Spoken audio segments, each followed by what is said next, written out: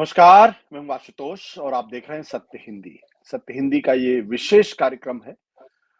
दरअसल film industry के सबसे शानदार इंसान, सबसे ज़्यादा रिकॉर्ड तोड़ हिट फ़िल्में देने वाले, बेहद ही जिंदादिल इंसान धर्मेंद्र अब हमारे बीच नहीं है।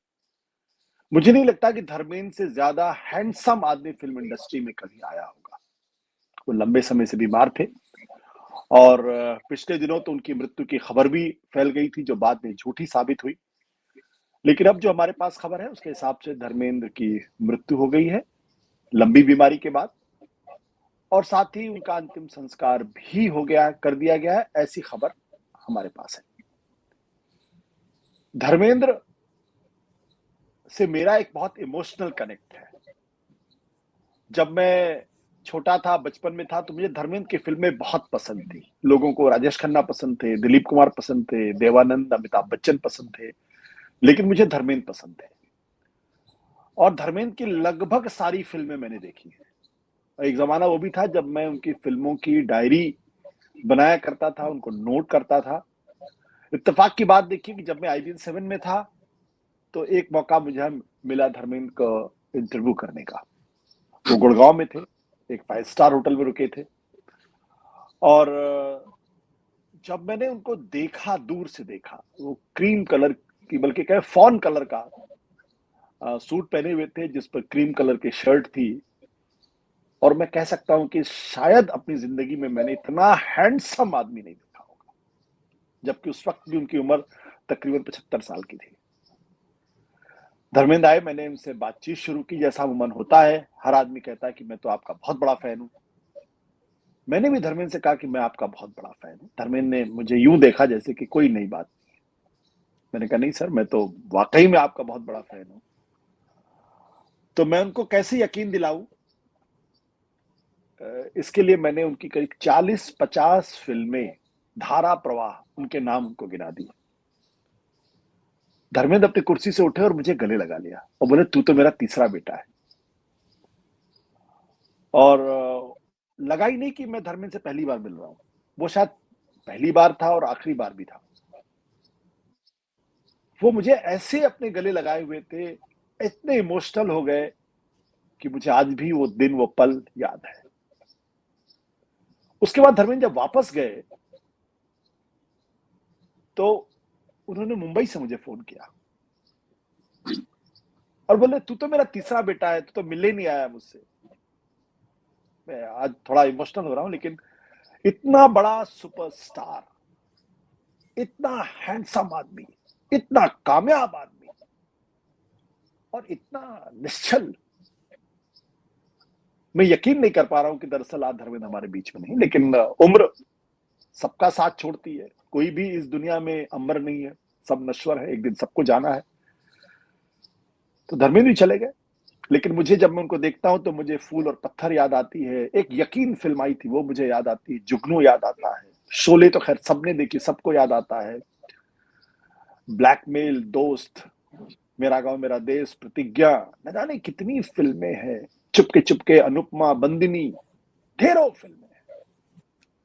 और धर्मेंद्र शायद अकेले फिल्म एक्टर थे, स्टार थे, जिन्होंने राजेश खन्ना और अमिताभ बच्चन दोनों की आंधी झेली और दोनों उनको हिला नहीं पाए। और हेमा मालिनी के साथ उनकी जो जोड़ी थी, वो तो अद्भुत थी। इतना इतना जिसे कहते हैं, इतना इतना खूबसूरत पेयर। एक तरफ ड्रीम गर्ल हेमा मालिनी, दूसरी तरफ he man Amitabh Bachchan. Film industry पे, पर्दे पर ऐसा लगता है जैसे कोई जादू चल रहा हो, कोई मैजिक हो। उन्हीं धर्मेंद्र की यादों को आज ताजा करते हैं। हमारे साथ अमिताभ जी हैं, जो हमारे दोस्त भी हैं और फिल्मों की बहुत गहरी जानकारी रखते हैं। हमारे साथ प्रोफेसर जावेरी मल पारक साहब भी हैं, का भी बहुत बहुत स्वागत है हमारे साथ। अमिताभ, मेरे पास तो शब्द ही नहीं है, क्योंकि मुझे वो मेरे कान में अभी भी वो शब्द आ रहे हैं, जब उन्होंने कुर्सी से उठ के मुझे गले लगाया तो मैंने उनके चरण छुए। उन्होंने कहा, तू तो मेरा तीसरा बेटा है, तू सनी और बॉबी के बाद मेरा तीसरा बेटा है। और पहली मुलाकात थी, उसके पहले मैं कभी धर्मेंद्र से मिला, उससे पहले मेरी धर्मेंद्र से कभी बातचीत नहीं हुई, और उसके बाद भी कभी बातचीत नहीं हुई। बॉम्बे से उन्होंने जरूर मुझे फोन किया था, जब मैं इंटरव्यू चल गया उसके करीब 2-3 दिनों के बाद, अप्रत्याशित, यार तू मेरा तीसरा बेटा है, तू मुझसे मिलने नहीं आया। शायद अब कभी मुलाकात नहीं हो पाएगी। कैसे देखते हैं अमिताभ को आप, अमिताभ आप धर्मेंद्र को? आशुतोष, आपने जो बड़ा भावुक वर्णन किया अपनी मुलाकात का, मुझे भी याद आ गया जब वो अपनी फिल्म के प्रमोशन के लिए हमारे ऑफिस आए थे, आज तक के ऑफिस आए थे वीडियोकॉन टावर में। मुझे याद है उस वक्त उनको देखने के लिए पूरा मतलब आसपास पूरी भीड़ लग गई थी। जिस तरीके का एक पूरा मंजर था वो मैं बयान नहीं कर सकता, और जिस मोहब्बत से हम लोगों से मिले, मतलब मैं खुद दौड़ करके कि वो आए हैं धर्मेंद्र, मैं उनसे मिलने गया, और जिस तरीके से वो बड़े मोहब्बत से मिले, वो चीज याद रह गई है अभी भी वाकई में। और आपने जिस तरीके से उनका बयान किया, उनकी शख्सियत का बयान किया, वाकई में एक एक्टर के तौर पर तो बहुत कामयाब थे ही, लेकिन उनको उनकी इंडस्ट्री के लोग और जो जनरल पब्लिक है वो भी उनको एक बहुत अच्छे इंसान के तौर पर याद करती है। मैं जब उनके धर्मेंद्र को एक कलाकार के तौर पर याद करता हूँ, मैं देखता हूँ तो एक उनका जो करियर है, एक तरफ सत्यकाम है, अनुपमा है, एक तरफ अनपढ़ जैसी फिल्म है, आपकी परछाई जैसी फिल्म है, जहां वो एकदम ब्लैक एंड व्हाइट उसमें आ रहे हैं और वो बहुत ही कोमल नायक के तौर पर आते हैं, वल्नरेबल एक एक्टर है, कैरेक्टर है उनका। और सत्यकाम तो मतलब मैं मानता हूँ ऋषिकेश मुखर्जी की सबसे अच्छी फिल्मों में से एक है, और धर्मेंद्र के करियर की सबसे अच्छी फिल्मों में से एक है, हिंदी सिनेमा की सबसे शानदार फिल्मों में से एक है। तो ये धर्मेंद्र का रेंज था कि एक तरफ वो सत्यकाम, अनुपमा जैसी भावुक फिल्मों में, बंदिनी जैसी भावुक भूमिका में, जहां बहुत छोटी सी भूमिका थी लेकिन उसमें उन्होंने अपना असर छोड़ा था, आखिरकार बिमल रॉय को उन्होंने इम्प्रेस किया, तो उसमें उनमें कुछ बात थी। तो एक वो फिर दूसरा, फिर जब वो आपने फूल और पत्थर का जिक्र किया, फूल और पत्थर से जहां वो उनकी गरम धर्म वाली या हीमैन वाली इमेज बनती है मीना कुमारी के साथ, जब उनकी फिल्म आती है और वो एक ब्लॉकबस्टर फिल्म बनती है, तो फिर वहां से जो उनका एक सिलसिला शुरू होता है कामयाबी का। आपने बिल्कुल ठीक कहा कि अमिताभ बच्चन और राजेश खन्ना अमिताभ से पहले सुपरस्टार बन गए थे, लेकिन उस दौर में भी धर्मेंद्र के पांव उखड़े नहीं, वो बॉक्स ऑफिस पर जमे रहे और एक के बाद एक लगातार हिट्स देते रहे। निर्माता निर्देशकों का धर्मेंद्र पर भरोसा बना रहा कि ये आदमी अगर हमारी फिल्म में है तो हमारी फिल्म चलेगी और बढ़िया परफॉर्मेंस देगी, और ऐसा ही होता रहा। आपको मैं बताऊं कि 70s का जो दशक रहा है पूरा का पूरा, 70 का दशक आप देखेंगे कि राजेश खन्ना अपने एकदम शीर्ष पर थे, अमिताभ बच्चन की एंट्री हो गई थी, जंजीर अगर आप वहां से गिनना शुरू करें, लेकिन धर्मेंद्र जिसे 70 के दशक में उन्होंने एक के बाद एक ऐसी फिल्में दी हैं, एक इतनी शानदार उनकी परफॉर्मेंस रही है। यानी आप याद करते हैं जीवन मृत्यु याद कीजिए, आप तुम हसीन मैं जवान याद कीजिए, कब क्यों कहां जैसी फिल्म याद कीजिए, शराफत उनकी फिल्म आती है, फिर उनकी फिल्में एक के बाद एक आती हैं, ब्लैकमेल आती है, आप याद कीजिए लोफर फिल्म आती है, जुगनू आती है, सुपरहिट फिल्में एक के बाद एक सुपरहिट फिल्में, कहानी किस्मत की, और उसके बाद जो शोले का तो खैर कहना ही क्या, 1975 में शोले आती है, वो शोले यादों की बारात, यादों की बारात, बिल्कुल सही आपने याद दिलाया। एक के बाद एक उनकी फिल्में, कीमत उनकी फिल्म थी, प्रतिज्ञा उनकी फिल्म थी, समाधि उनकी फिल्म थी, राजा जानी, सीता और गीता, मतलब हम लोग फिल्में गिनाते चले जाएंगे, उनके नाम सबसे ज्यादा हिट फिल्मों का रिकॉर्ड है आशुतोष।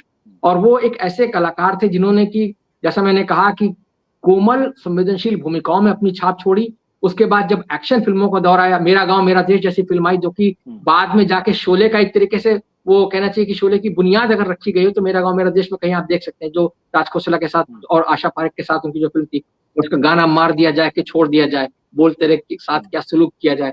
ये धर्मेंद्र की शख्सियत थी कि वो दोनों तरह की भूमिकाओं में, और कॉमेडी मतलब हम जब शोले की बात करते हैं 1975 में शोले आई है, उसी साल चुपके चुपके आती है। आप शोले का वीरू याद कीजिए और चुपके चुपके के प्रोफेसर परिमल त्रिपाठी को याद कीजिए, क्या जबरदस्त रेंज है कॉमेडी में। वो जो कॉमेडी है हिंदी में जिस तरीके से वो बोलते हैं शुद्ध हिंदी में, वो कोई और अभिनेता शायद उतनी आसानी से करके ना दिखा पाए। संजीव कुमार को लोग बहुत कॉमेडी का कहना चाहिए कि जबरदस्त अभिनेता मानते हैं, लेकिन संजीव कुमार की टक्कर का अभिनय या संजीव कुमार से बेहतर अभिनय कम से कम उनका चुपके चुपके जैसी फिल्म में तो दिखाई देता है। प्रतिज्ञा उसी साल आती है, प्रतिज्ञा अगेन, मैं जट यमला पगला दीवाना, उसका जो गाना हिट हो गया था। आप मतलब एक के बाद एक फिल्में हम गिनाते, और ये आप सोचिए कि 70s का दौर चलता है, फिर 80s में जब हम आते हैं उनको देखते हैं तो वो एकदम नई हीरोइनों के साथ आते हैं।